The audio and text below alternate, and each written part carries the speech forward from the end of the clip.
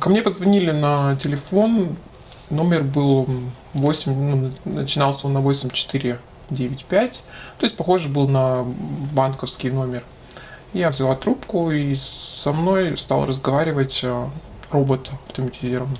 Он обратился ко мне по имени-отчеству и сообщил, что на моем счету подозрительно идет какая-то активность. И была попытка снять денег в размере 12 тысяч рублей. И после этого меня соединили с сотрудником по безопасности банка.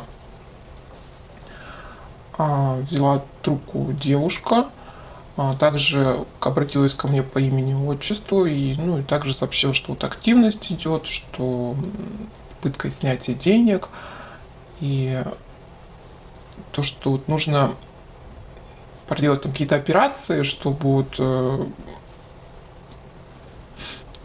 снятие этого не произошло. Для этого нужно сообщить пароль, который должен был сейчас прийти ко мне в СМС-сообщение. После этого я сразу положила трубку, потому что сразу поняла, что это мошенники, и что я этой картой банковской не пользуюсь, и денег у меня таких на счету нет. Советую, когда к вам звонят сотрудники банков и говорят, что там у вас какие-то операции происходят, то что такая же активность, как у меня было в случае. Ложите трубку и перезванивайте на номер банка, который указан на банковской вашей карте.